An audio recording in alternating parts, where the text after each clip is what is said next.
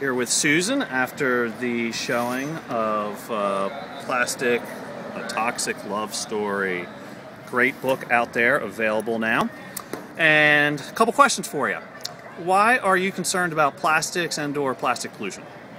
Well, I think, the amount of plastic that we made in the last 10 years or so is almost more now than the amount of plastic that was produced in the entire previous century, which means that we are nearing a tipping point. We're finding plastic in the remote parts of the planet. And if we don't really start grappling with the kind of pollution that plastics produces, we really are in danger of kind of choking ourselves on our plastic trash. Exactly, I hear you. How do you rise above plastics in your daily life? I try really hard not to take single-use products. I'm much more careful. I do not take plastic bags. I try not to take, plastic takeout things, plastic straws, things like that.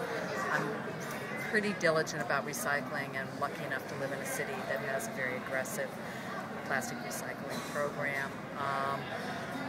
My main goal is really to sort of get away from kind of the single-use plastics. Exactly, I hear you.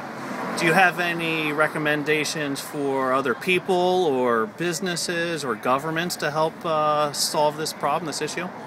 Well, the subtitle of my book is Plastic, A Toxic Love Story, and that's because I think that, there were very good reasons we fell in love with plastic.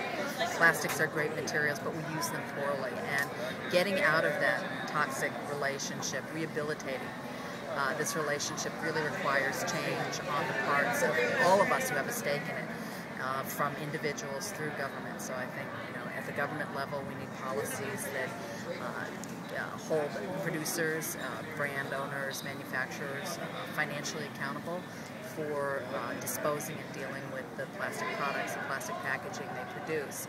That's the way you reduce, and that's where you start to get at the source of some of this continuing production of plastic. I think, we need government to enact those policies as well as chemical reform policies that would ensure that the chemicals that are used in plastic products are safe for our health and for the environment.